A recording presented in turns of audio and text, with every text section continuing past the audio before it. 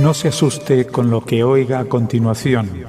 Es el eco del pasado cuando empezaron las emisiones de Radio Sefarad a finales de enero del 2004 y cuyos informativos semanales hemos reunido para revivir lo que entonces pasaba desde la perspectiva de nuestro tiempo.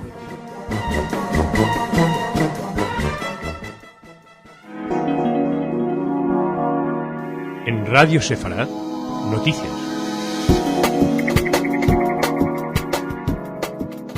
Bienvenidos a nuestro espacio informativo en el que ocupará nuestra atención la actualidad en la Autoridad Nacional Palestina en Israel, también los últimos encuentros y acercamientos y alejamientos entre el régimen de Irán y los Estados Unidos. Les hablaremos de una encuesta que pone a España en un peligroso lugar en el antisemitismo en estos momentos y también de la comunidad judía de Ceuta que reinaugura una sinagoga.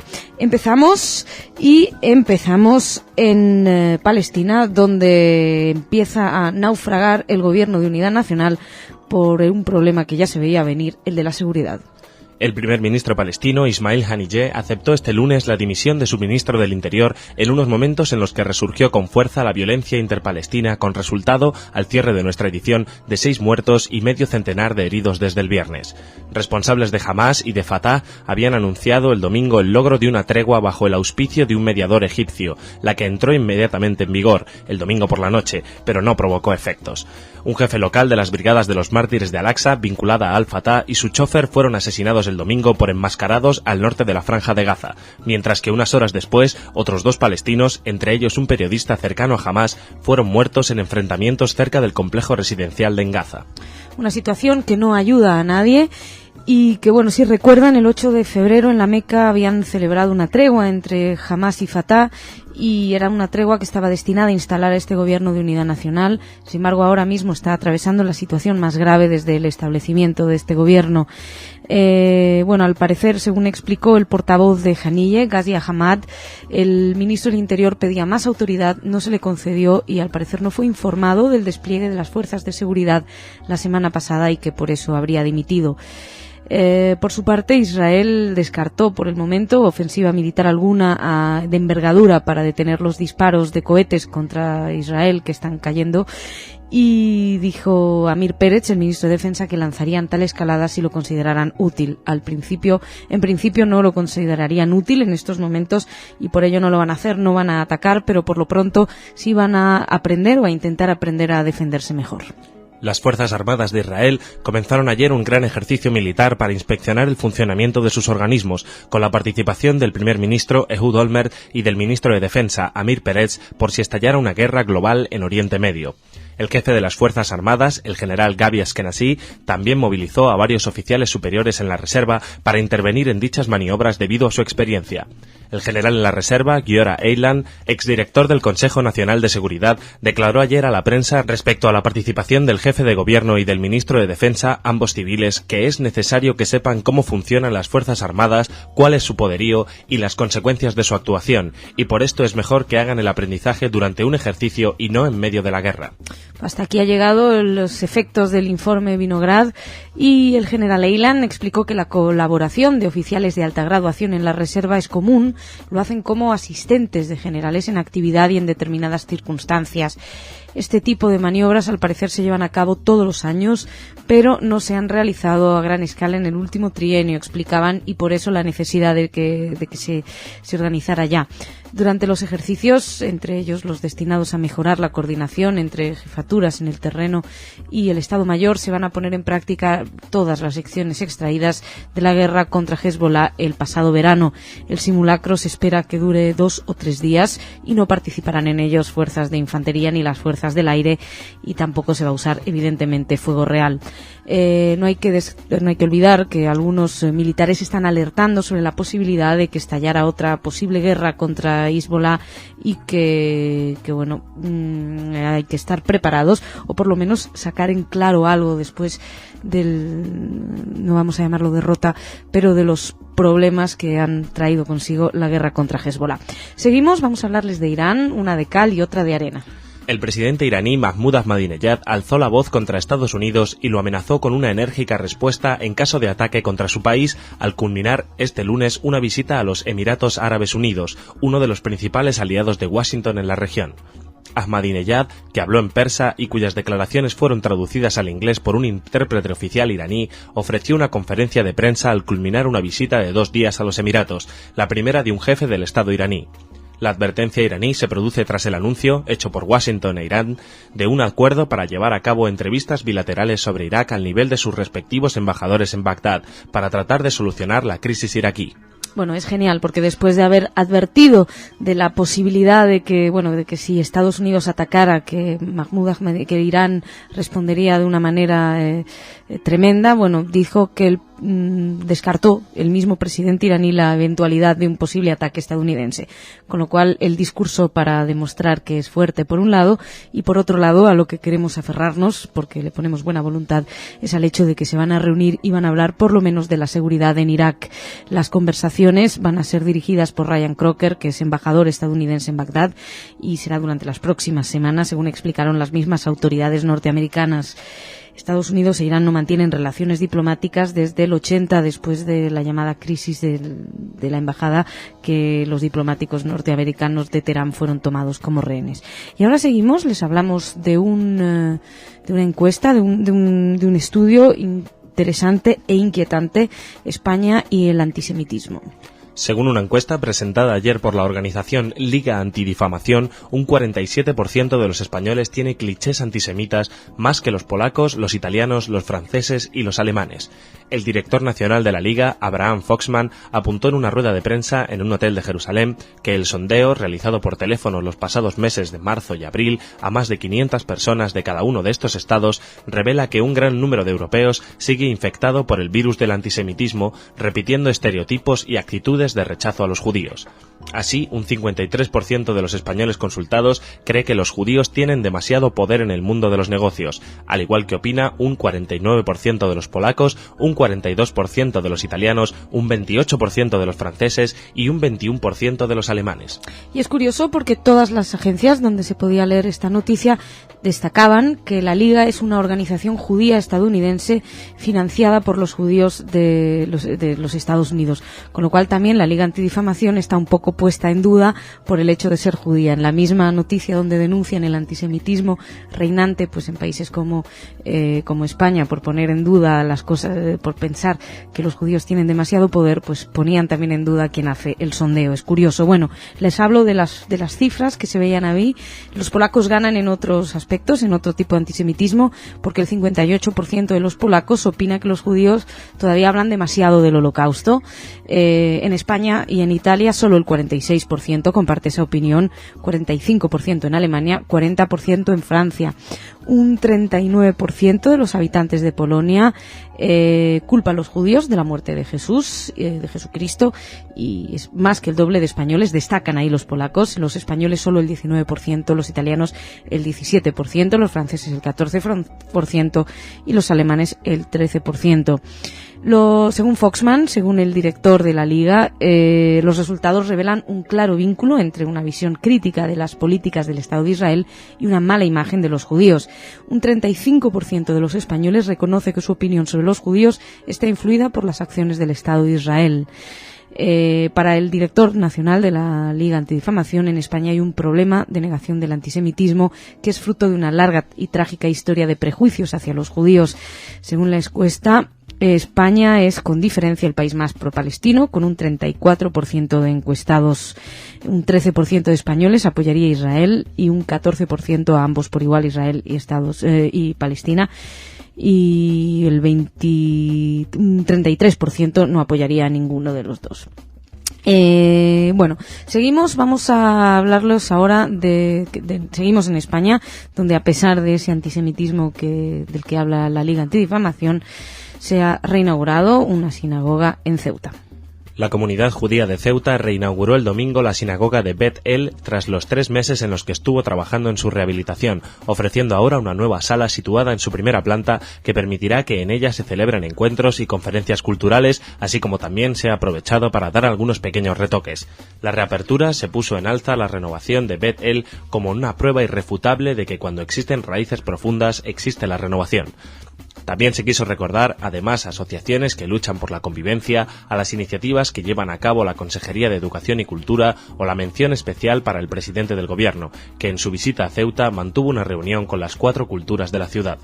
Además, en el acto al que asistieron diferentes autoridades políticas de la ciudad hubo un espacio simbólico por medio de una llama encendida para recordar a quienes ya no están a nuestro lado.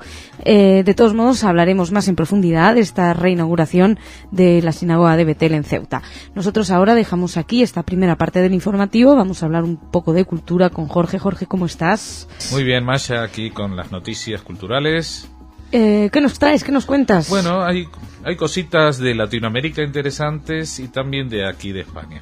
Mira, vamos a empezar por un reconocimiento a nuestros compañeros del CIDICSEF, el Centro de Investigación y Difusión de la Cultura Sefaradí de Buenos Aires, que hace poco han estado presentes en la 33ª Feria Internacional del Libro de Buenos Aires, con una presentación que se llamaba 30 años de libros y arte en el CIDICSEF, un panel organizado por el CIDICSEF en el que participaron Jacques Obadia, que actuó de coordinador, Marcos Acerrad, que es miembro del CIDICSEF, que habló también de las publicaciones, y Ruth Bejar, que señaló la significación del CIDICSEF como un espacio cultural internacional, hablando también, destacando las publicaciones y la expresión utilizada que queremos traer aquí es que el CIDICSEF es como una universidad sin fronteras. Y también estuvo allí presente, por supuesto, el presidente, el doctor Mario Eduardo Cohen, y hablaron de la revista sefárdica, y a modo de cierre hubo una pequeña pieza de teatro, El marido cómodo, en judeo español, una obra de Matilde Conserrano, que es investigadora de folclore sefaradí y narradora de Israel, que fue interpretado por 2 miembros también de la asociación, Esther Cohen y Rubén Tebach. Vaya, pues cuántas cosas hacen nuestros colaboradores que los pueden... Que siempre los escuchamos en Llaveres del Curtillo. Efectivamente. Y sé que nos venimos un poco para España ya. No, todavía no. Nos vamos a quedar por América Latina, pero tirando mucho para el norte, llegando a México, donde hay un dibujante, pintor, grabador, ilustrador y escultor que se llama José Luis Cuevas, que ha recibido el Premio Jerusalén 2007. El Premio Jerusalén 2007, el Premio Jerusalén está otorgado por el municipio de la ciudad de Jerusalén, junto con la Organización Sionista Mundial y en este caso la Federación Sionista de México. El premio en sí es una especie de shofar que se entrega como distinción por el acercamiento de personas gentiles en general al ámbito de la cultura judía o su actitud frente a hechos como la dignidad humana, la discriminación, el genocidio, el antisemitismo o el holocausto, por ejemplo. Aquí así Cueva rescató de su linaje una abuela por vía paterna que era judía, pero diciendo de que bueno, que eso no era lo importante, sino considerarse judío o sentirse orgulloso de eso. Incluso hizo referencia, tú sabes que Charles Chaplin en muchas de sus biografías en Estados Unidos ponía que era judío, pero él no era judío, simplemente lo ponía un poco para epatar y para decir, bueno, ¿qué pasa? Y si yo fuera judío, ustedes tendrían algo contra mí. Es una forma de rebeldía, ¿no? No lo era, ¿verdad? No, siempre dice, no, si el padre que no... No, lo que pasa es que él lo ponía en todas las biografías justamente para enrollar un poco, ¿no? Vale. Bueno, los que entregaron el premio, entre otras partes, fue el presidente de la comunidad Betel de México, Alex Beskin, y el embajador de Israel en México, Yosef Libne. Pues nada, y la tercera noticia que traigo, sí, ella es más cercanita, es de Barcelona. Y es, ¿te acuerdas que hace poco hemos hablado de un libro que se llama A fil d'Espasa? Su autor, sí, Manuel Forcano. La cruzada vista por los judíos. Las cruzadas. Sí. Exacto. Aquí hay una convocatoria de una mesa redonda una taula rodona, porque será en catalán. Te veo un acento impecable, ¿eh? Sí, es mis años en el petit comité, como decía Nar, sigo hablando. En la intimidad hablas en... Sí, bueno, pues el Instituto Europeo del Mediterráneo, vendría a ser, el Instituto Europeo de la Mediterránea, convoca esta mesa redonda, Jueus y Gentils a la Mediterránea, judíos y gentiles en el Mediterráneo, visión jueves de una historia conflictiva, visiones judías de una historia conflictiva. Es lo que decías, las cruzadas vistas por los judíos. En esta mesa redonda, aparte del autor del libro Manuel Forcano, estará el escritor Xavier Bru de Sala y el profesor de Historia Contemporánea de Universidad Autónoma de Barcelona, Joan Cuya. Esto será el 24 de mayo a las 19:30 horas en la sala de actos del IEMED, en la calle Girona 20 de Barcelona. Están invitados. Están invitados y el que pueda ir, desde luego que vaya. Nosotros tuvimos una charla con el autor, la tuvo nuestro corresponsal en Barcelona, Jofre Montoto, y lo pudieron escuchar aquí, no sé si desde Barcelona precisamente. Bueno, Jorge, muchas gracias. Gracias a ti Te espero mañana con más noticias. Más noticias mañana. Muy bien, por ahora me voy al rincón de Git. Hola, ¿cómo estás? Bien. Cuéntame, ¿qué nos traes? Traemos noticias de Estados Unidos. Uh-huh. La mayor federación judía de New Jersey en los Estados Unidos ha lanzado una campaña de $50 millones en un esfuerzo para conseguir colaboración en un esfuerzo importante: ayudar a las escuelas judías de día. 11 familias judías locales se han comprometido con $13,5 millones para la llamada Day School Campaign, iniciada oficialmente en abril. Gracias a este plan, el programa de la Federación Judía relativo al servicio de la escuela de día podrá contar con fondos para todos sus proyectos. Sus organizadores dicen que la meta es hacer los day schools más sostenibles y ofrecer así un mejor estándar de excelencia académica comparable a cualquier escuela privada en la zona.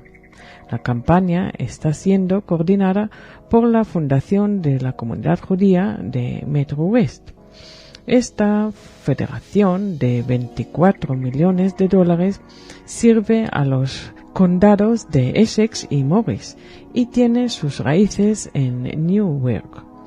Kim Hirsch, encargada de la fundación, dice: queremos aumentar el número de alumnos en las 3 escuelas y hacer del programa Escuelas de Día algo a lo que todas las familias judías pueden optar. Hemos aprendido una cosa muy importante, y es que el registro o matriculación en estas escuelas no es solo cosa económica por parte de los alumnos, sino también de capacitación intelectual, de excelencia académica. Las 3 escuelas de día son la Orthodox Joseph Kushner Hebrew Academy, la Ro Kushner Yeshiva High School en Livingston y la Conservative Salomon Schechter Day School en Essex and Ennion, cuyos campos y recintos escolares se encuentran en West Orange y Crawford, y la escuela de día sin denominación religiosa concreta de Nathan Bauer Abraham Kaufman Hebrew Academy del condado de Morris y Randolph. Pues Irid, muchísimas gracias. Gracias a ti. Mañana más, ¿sí? Sí. Muchas gracias a ustedes. Nos reencontramos mañana con más información.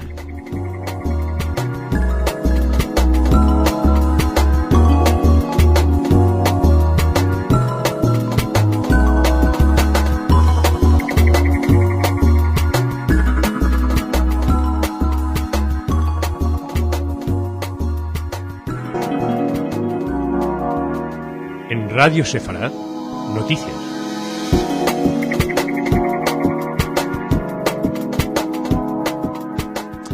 Bienvenidos a nuestro espacio informativo: violencia intrapalestina, negociaciones de paz, racismo en Israel, diálogo interreligioso y antisemitismo en Europa, en Rusia, serán los temas que nos ocupen hoy. Empezamos en la Autoridad Nacional Palestina. Al menos 8 miembros de las fuerzas de seguridad palestinas vinculados a Al-Fatah murieron ayer, como consecuencia de una emboscada tendida por Hamás cerca del paso fronterizo de Karni, entre Israel y la Franja de Gaza. El de ayer fue el más grave de los enfrentamientos protagonizados estos 3 últimos días por las facciones palestinas en Gaza, que al cierre de nuestra edición ya habían causado al menos 19 muertos. Por su parte, el presidente de la Autoridad Palestina, Mahmoud Abbas, pidió hoy la aplicación sin vacilación ni demora del plan de seguridad del gobierno para poner fin a los enfrentamientos internos. En el incidente se vio además implicado Israel, ya que los soldados israelíes dispararon a algunos hombres armados en el momento en el que se acercaban a la frontera. Uno de ellos, aparentemente un miembro de Al-Fatah, murió y al parecer estaban intentando ayudar a sus compañeros en medio del fragor de la batalla. El ataque comenzó cuando varios terroristas de Hamás se acercaron a una base de entrenamientos de la Guardia Presidencial, que es un cuerpo de seguridad controlado por Fatah, que se encargaba de vigilar el paso fronterizo en cumplimiento de los acuerdos con Israel. Los terroristas atacaron la base con cohetes, granadas de propulsión y obuses de mortero, según el portavoz de la Guardia Presidencial, Ahmed Al-Kaisi, quien precisó que en la base opera un equipo de seguridad estadounidense encargado de entrenar a los guardias palestinos en el control de mercancías y equipajes, y que los reclutas que se forman en ella están en su mayoría desarmados. Así que ya ven, cohetes, granadas de propulsión, no han escatimado en armas para atacar a los de Fatah. El primer ministro palestino, Haniyeh, instó a los palestinos a trabajar juntos para proteger al gobierno de unidad nacional en el discurso en el que no hizo una sola mención a los enfrentamientos de estos últimos días. No ha hecho ni una sola mención, pero hay que recordar que más de 400 palestinos han muerto en los últimos 14 meses a causa de los enfrentamientos entre Hamás y Fatah en la Franja de Gaza. Hizo esto de recordatorio la agencia de prensa de la ONU para Asuntos Humanitarios, IRIN.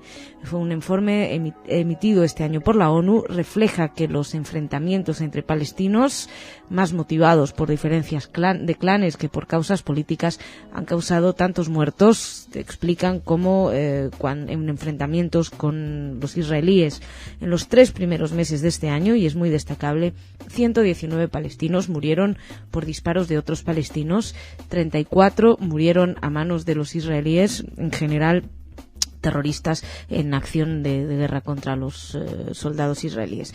Destacable la diferencia, 34 por los israelíes, 119 a manos de los propios palestinos. Habrá que manifestarse. Seguimos, vamos a hablarles ahora de un caso de racismo y un caso preocupante en Israel. Julian Soufir, judío francés recientemente nacionalizado israelí, confesó haber asesinado al taxista de origen palestino Taysir Karaki, de 35 años.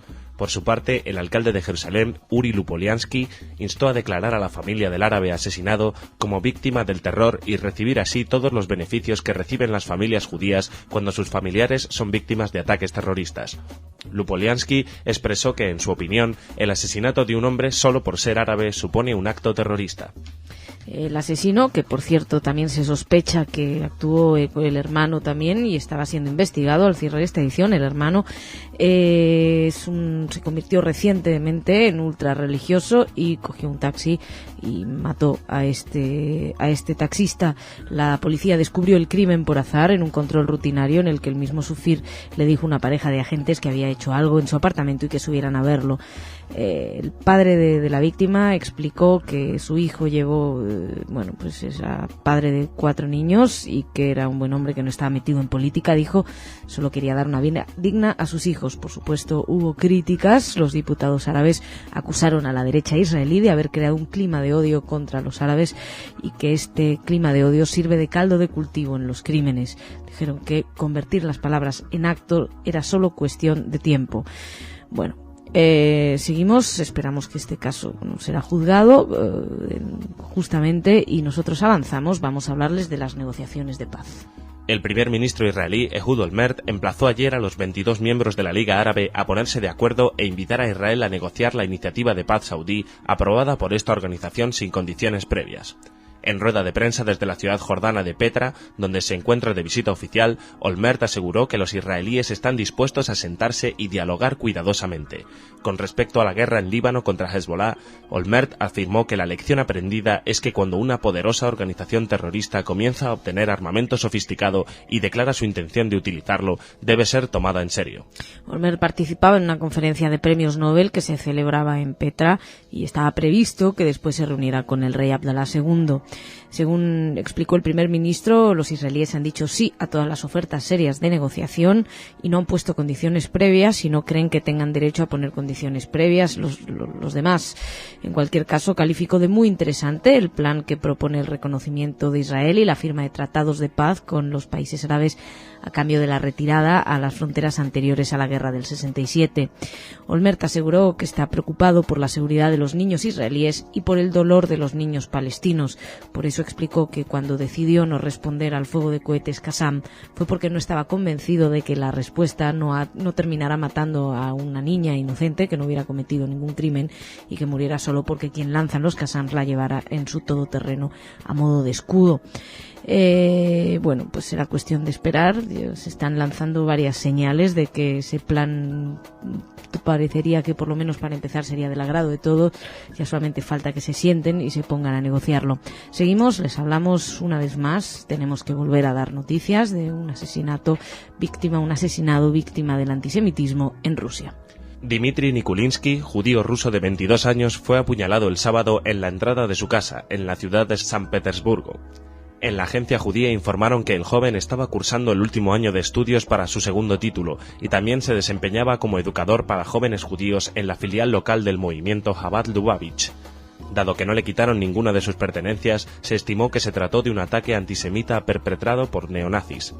Lo de que eran los neonazis lo declararon los compañeros de Dmitry, que relataron que el cuerpo fue encontrado por su madre pocos minutos después de que fuera asesinado y pidieron a la prensa no mencionar sus nombres por temor a ser atacados. También aseguraron que el asesinato se parecía mucho a otros que sucedieron últimamente, en los cuales las víctimas han sido estudiantes extranjeros y un activista antifascista. También afirmaron los amigos de Dmitry que en la ciudad se vive un clima de mucho miedo. El gran rabino de Rusia, Berel Lazar, por su parte, denunció que el gobierno ruso no hace lo suficiente para detener a los neonazis. Y visto el resultado, con un muerto más, efectivamente no parecen estar haciendo lo suficiente. Seguimos, vamos a terminar esta primera parte del informativo hablándolos de diálogo interreligioso. La agencia judía de noticias informó de que con motivo de la apertura de la Quinta Conferencia General del Episcopado Latinoamericano y del Caribe, tuvo lugar un diálogo entre Claudio Eppelman, director adjunto del Congreso Judío Latinoamericano, y el Papa Benedicto XVI. Después de que el Papa se dirigiera a sus obispos, Eppelman conversó con el sumo pontífice, reafirmando el compromiso de colaboración entre judíos y católicos. La agencia asegura que puesto que una de las fuentes del antisemitismo ha sido la imagen del judío implantada durante siglos en la mente de los cristianos, el Congreso Judío Mundial y por ende el Congreso Judío Latinoamericano procuran cada oportunidad para estrechar un diálogo con el mundo cristiano, con el objetivo de liberar el espíritu humano de la intolerancia y la incomprensión hacia el otro. El Congreso Judío Latinoamericano participa en la conferencia en calidad de observador y, bueno, pues como siempre esperar que estas buenas y bonitas declaraciones sirvan para algo en el terreno de los hechos y no se quede simplemente en el terreno de las palabras. Y dejamos aquí esta primera parte del informativo. Nos venimos aquí a hablar un poquito con Jorge de Cultura. Jorge, ¿qué tal? ¿Cómo estás? ¿De qué nos vas a hablar hoy? Bueno, tú sabes que últimamente me decías, es que traes muchas noticias de Aragón. Pues nos hemos venido un poco más al Mediterráneo. Tenemos una noticia de Ibiza y otra de Valencia. Empezamos con Ibiza, que se está presentando una exposición sobre la estancia que en esta isla mediterránea tuvo Walter Benjamin el año 1932 y en el 33, en una localidad que se llama San Antonio de Portmany. Y esta exposición se presenta en el Casal Solieric de Palma hasta el 7 de junio. Está organizada por el Instituto de Estudis Balearics y la Consellería de Cultura del Gobierno Balear. Y esto, bueno, ha reunido todo lo que hay en torno a la figura de Walter Benjamin durante su estancia, cómo él reflejó el tema del paisaje, la arquitectura ibicenca, también hablando por supuesto del exilio, de la narrativa y de los amigos que eran de su círculo, por ejemplo, aparte de los alemanes, que era lo más habitual, hay figuras como Jan Seltz, Paul Gauguin o Maximilian Bergspol. Luego esta exposición, que se presenta en Ibiza, va a viajar a Múnich y después también a Frankfurt y a Berlín. O sea que damos la bienvenida aquí a esta exposición, que está basada en un libro que se llamaba Experiencias y Pobreza, de Walter Benjamin en Ibiza, el 32 al 33, del poeta ibicenco Vicente Valero, que es el comisario de la muestra.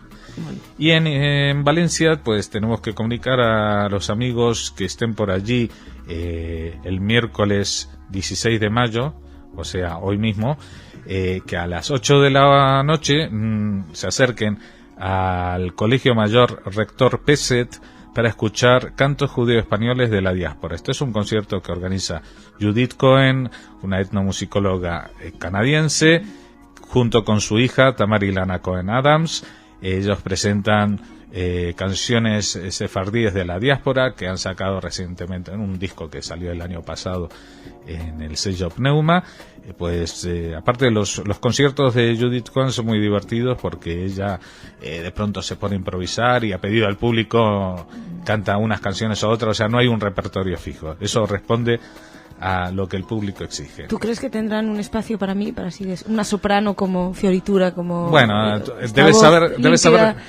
Mira, debes saber que los informantes de los etnomusicólogos en general son bastante afónicos, bastante atonales, y que es bastante difícil deducir cuál era la melodía original, porque no siempre los que las recuerdan han sido cantantes profesionales. Entonces, por eso lo mismo con esta hermosa voz que tengo, hay un espacio para mí ahí. Y nos pasamos del mar Mediterráneo a mares más fríos, nos vamos hasta el Reino Unido, donde se ha desencadenado una pequeña tormenta política en torno a la figura de Brian Ferry. Brian Ferry, los que lo recordarán, es un cantante del grupo Roxy Music, bueno, que ya ha tenido también una carrera en solitario. Hoy en día tiene 61 años, pero tiene muy buena planta, y entonces ha trabajado de modelo para muchas cadenas de ropa, y ha sacado, estaba contratado también por la tienda esta de Marks & Spencer, que no sé si sabes que Michael Marks era un inmigrante de origen judío, aunque hoy en día esa tienda no tiene nada que ver con los judíos. Pero el tema es que hace poco, en abril, el señor Brian Ferry estuvo en Alemania y lo entrevistaron en el diario alemán Welt am Sonntag, y de pronto se despachó ahí con su admiración por los logros estéticos del Tercer Reich. Y dijo, por ejemplo: Dios mío, los nazis sabían cómo presentarse a sí mismos, los desfiles masivos, las banderas impresionantes, realmente bonito. Y agregó su admiración por la cineasta Leni Riefenstahl, que era aquellas películas de la superioridad aria, especialmente en los Juegos Olímpicos, o la arquitectura esta de Albert Speer, que a mí personalmente siempre me ha resultado agobiante, porque el hombre parece una hormiga al lado de esas moles. Y para culminar, diríamos que también ha tenido el mal gusto de llamar a su estudio de grabación de Londres el búnker del Führer. Pero pese a ello, Brian Ferry ha dicho que desmintió todo, que tenga ninguna simpatía filonazi. Como siempre, sus mejores amigos son judíos, la música que hace es de negros y judíos, y considera aberrante el nazismo, y que solamente hablaba desde una perspectiva histórica del arte. Sea como sea, señor Ferry, yo no voy a juzgarlo a usted por sus detalles estéticos, pero lo que sí es indudable es que la estética nunca va al margen de la ética. Y no se puede uno fascinar por la estética nazi sin tener algún componente de admiración hacia cosas poco democráticas. Bueno, como eres generoso.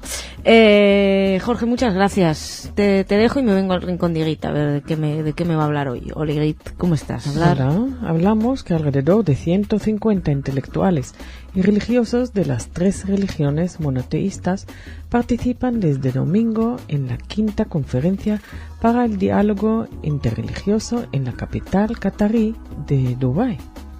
La conferencia, en la que participan rabinos judíos por 3er año consecutivo, fue inaugurada en el Hotel de Da'a bajo el lema Los valores espirituales y la paz mundial.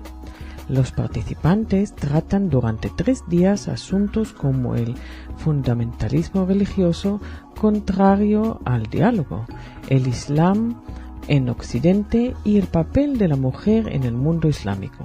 Según fuentes de Qatar, durante la conferencia se anunciará el establecimiento de un centro para el diálogo interreligioso que tendrá su sede permanente en el Dona y actuará bajo la supervisión de un comité integrado por representantes de las religiones musulmana, cristiana y judía. Las fuentes aseguraron que los participantes en la reunión organizada por la Universidad de Qatar tienen la oportunidad de expresarse libremente durante las sesiones de trabajo. Qatar invita desde hace 3 años a rabinos judíos a participar en las reuniones que celebra de forma anual sobre el diálogo entre los seguidores de las religiones monoteístas. Este rico emirato petrolero del Golfo Pérsico es un importante aliado árabe de la Unión Europea, pero no tiene relaciones diplomáticas con Israel. Bueno, pues Irit, muchas gracias. Gracias a ti. Muchas gracias a ustedes por su atención. Mañana más.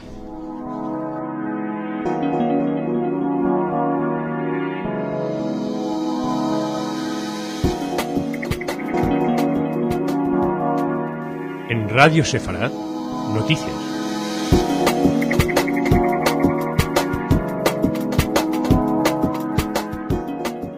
Bienvenidos a nuestro espacio informativo. Hoy hablaremos de la respuesta israelí a los ataques de Hamas, los enfrentamientos en Gaza, la apertura de un archivo del nazismo y una nueva sinagoga en Estonia. Comenzamos con lo que sucede en Gaza. Aviones y helicópteros de la Fuerza Aérea Israelí dispararon ayer contra un cuartel de operaciones de Hamas en Rafia y en zonas abiertas del norte de la Franja de Gaza. Desde allí, terroristas palestinos lanzaban cohetes Qassam contra Israel. Al cierre de esta edición se anunciaba que 4 palestinos han muerto. La respuesta militar llegó luego de que 7 proyectiles impactaran en el sur de Ashkelon y Sderot, en Israel.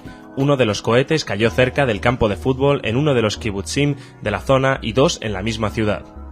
Ayer se hablaba de decenas de habitantes de Sderot que comenzaron a evacuar esta ciudad del sur de Israel, a la que terroristas palestinos en la Franja de Gaza han estado lanzando decenas de cohetes Qassam.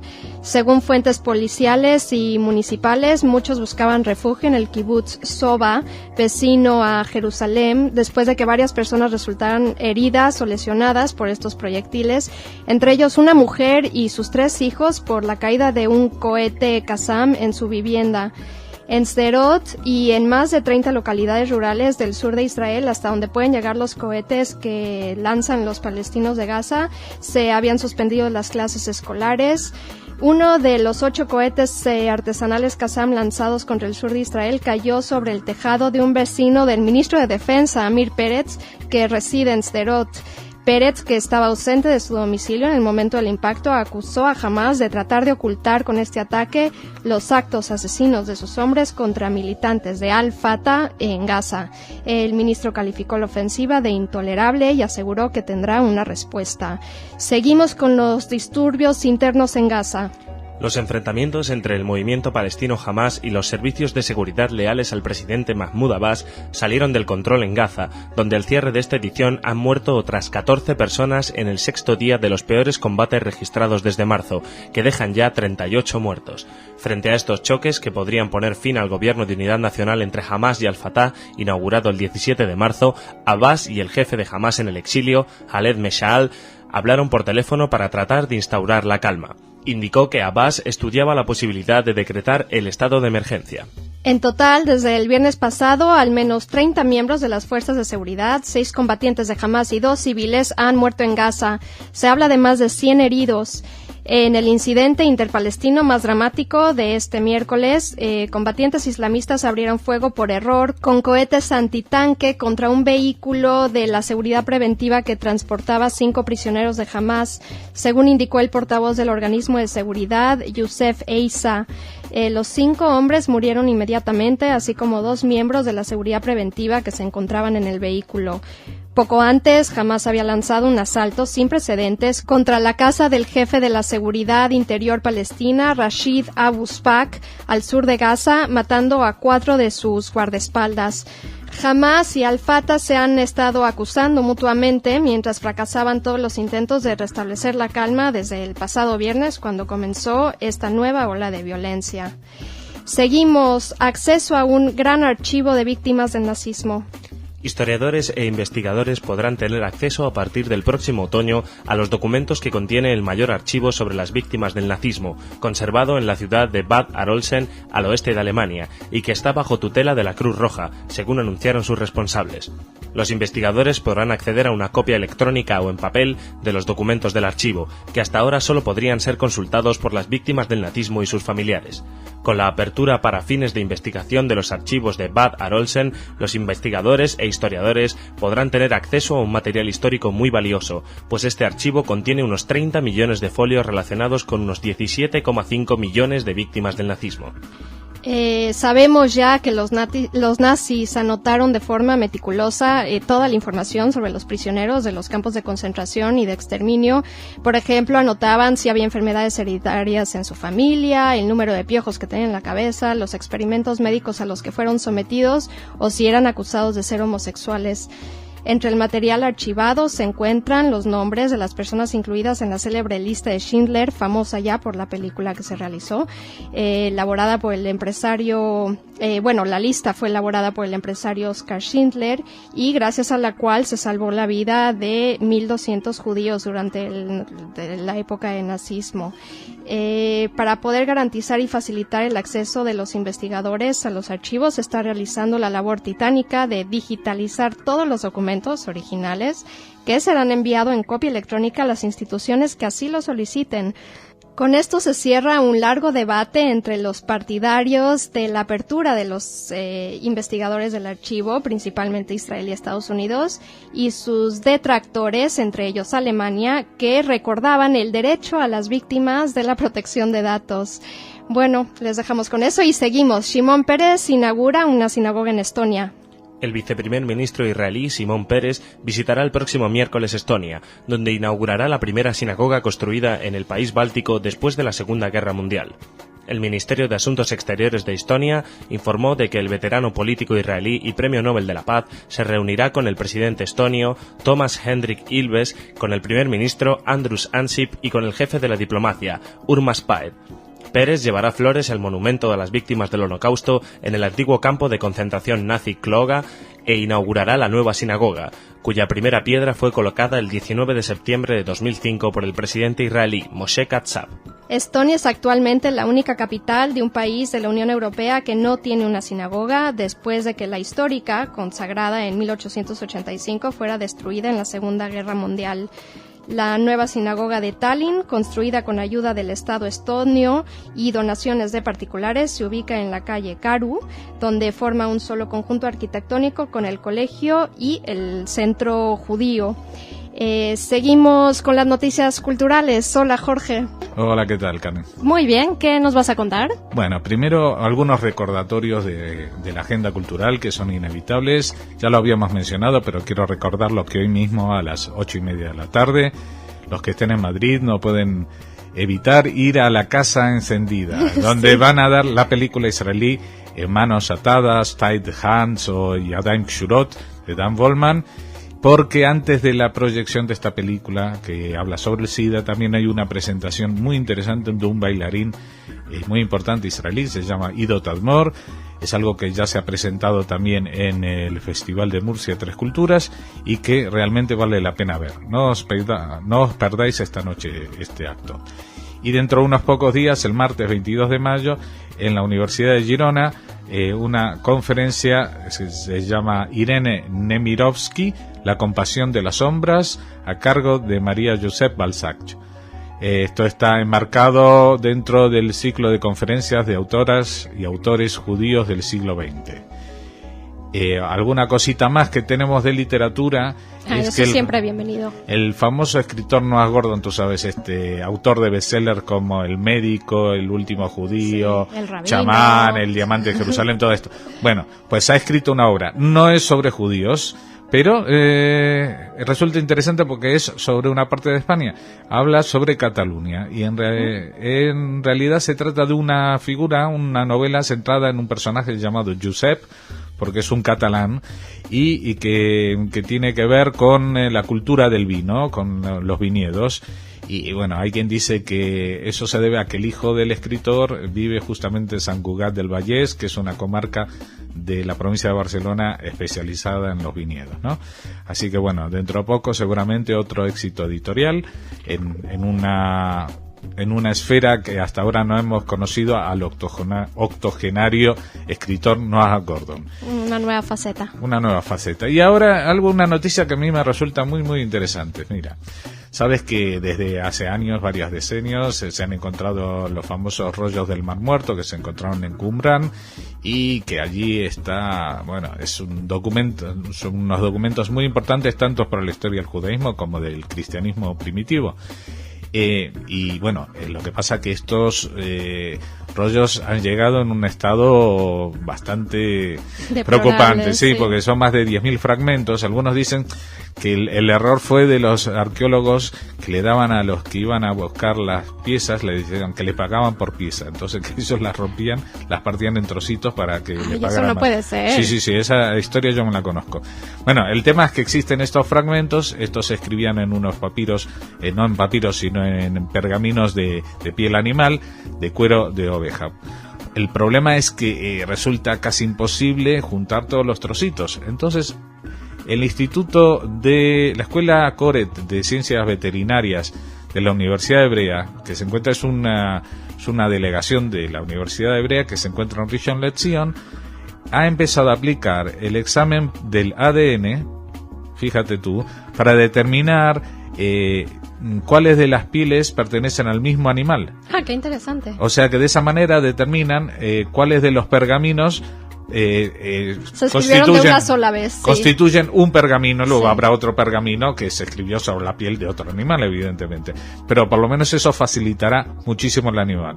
Esto se debe especialmente a la labor de la doctora Galia Kaila Bargal, que es una especialista en ciencias del estudio biológico, que trabaja mucho con biología molecular, morfología y ADN de huesos. Bueno, aparte en una conferencia de prensa para presentar esta técnica, habló de cosas que no sabía, por ejemplo que en Israel mismo hace millones de años pues había mamuts, elefantes hace cientos de años, miles de años. ¿Miles, no millones? Miles de años había elefantes, sí. Y incluso hipopótamos. Y en tiempos más recientes, los leones, bueno, sabemos sí. que los leones aparecen en los escudos de Israel, el león de Judá, e incluso osos que venían del norte de Siria, el último de los cuales apareció extinto en 1917. Bueno, a ver si de esta manera la investigación de la biología también ayuda a la investigación histórica. Me parece una manera excelente, una especie de CSI de la historia. Muy interesante, muy Jorge, interesante. me gusta mucho. ¿Eso es todo por hoy? Eso es todo lo que traigo hoy. Pues muchas gracias, Jorge, hasta la próxima. Y yo me paso aquí al rincón de Irit. Hola, Irit. Hola, Karen. ¿Qué tal, Irit? Cuéntanos una cosita, ¿qué nos vas a contar? Hablamos de fútbol. Ah, mira, una novedad aquí sí. en el rincón de Irit. Eso. El Real Madrid jugará un partido en Israel por la paz. El club aceptó una invitación del Centro Simón Peres por la Paz para jugar un partido de exhibición contra un equipo formado por jugadores israelíes y palestinos. Despierta particular expectativa la llegada de David Beckham, que jugará este partido con sus compañeros del Real Madrid poco antes de abandonar el equipo y marchar a Estados Unidos para integrarse en Los Ángeles Galaxy. Todavía no hay fecha ni se ha escogido el lugar del partido, pero se sabe que los jugadores del Real Madrid llegarán a Israel el 19 de junio. Durante su visita, los madrileñistas se reunirán con niños palestinos e israelíes de dos escuelas de fútbol hermanadas, uno de los proyectos del Centro Peres por la Paz. El propio Pérez explicó que no hay duda de que con el fútbol se puede enseñar que la paz es posible y que la llegada de tan grandes estrellas al país contribuirá a derribar las barreras del odio que existen entre niños palestinos e israelíes. O sea que ahí involucran una labor social, promoción de la paz Y educación. Eso, muy bien. Pues gracias, Iri. Gracias a ti. Hasta la próxima.